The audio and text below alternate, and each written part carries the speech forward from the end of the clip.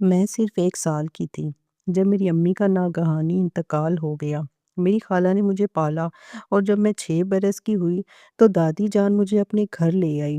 اس وقت تک میں خالہ کو ہی اپنی ماں سمجھتی تھی، لہٰذا جب دادی مجھے لے جانے لگی تو میں بہت دکھی ہوئی اور خوب روئی۔ آپ اس 6 برس کی معصوم بچی کی کیفیت کا اندازہ کر سکتے ہیں، جسے اچانک معلوم ہوا ہو کہ اب اسے اپنے والد کے گھر رہنا ہے، اور جس گھر کو وہ اب تک اپنا سمجھتی تھی وہ اس کا نہیں ہے، اور نہ ہی وہ پرورش کرنے والی خاتون اس کی اصل ماں ہے۔ خیر، حقائق کو تسلیم کرنا ہی پڑتا ہے۔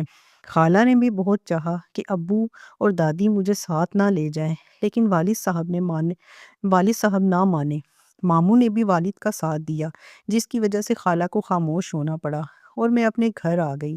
انہی دنوں والد صاحب نے دوسری شادی کی تھی اور سوتیلی ماں گھر میں موجود تھی۔ شروع کے دنوں میں اس نے مجھے پیار دیا اور میرے ساتھ اچھا سلوک کیا، پھر رفتہ رفتہ وہ مجھ سے بدظن ہونے لگی اور والد کو میرے خلاف کرنے لگی۔ وہ ہر وقت ان کے کان بھرتی کہ آگے سے جواب دیتی ہے اور میرے ساتھ بدتمیزی کرتی ہے، حالانکہ میں ایسا نہیں کرتی تھی۔ میں اس وقت بالکل نادان اور ناسمجھ تھی۔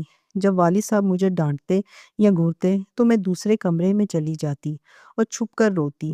میں اپنی خالہ کو بہت یاد کرتی تھی، جنہیں اب تک امی کہتی تھی۔ میرا دل نہیں مانتا تھا کہ وہ میری ماں نہیں ہے۔ وقت گزرتا رہا اور میں اسکول جانے لگی۔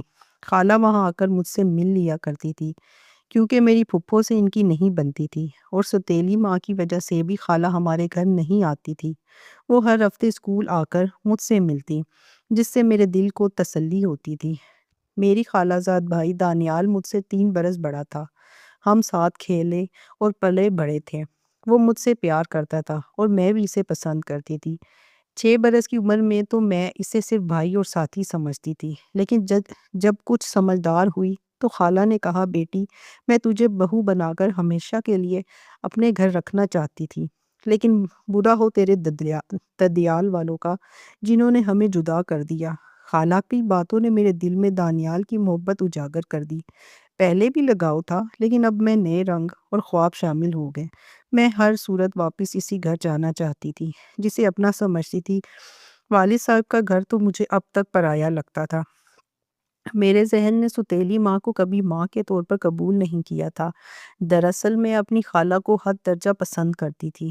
جی چاہتا تھا کہ دن رات ان کے پاس رہوں، لیکن سوتیلی ماں اور ماموں کی وجہ سے کچھ بول نہ سکتی تھی، کیونکہ وہ نگرانی کرتے تھے کہ میں کہیں خالہ سے بات نہ کر لوں۔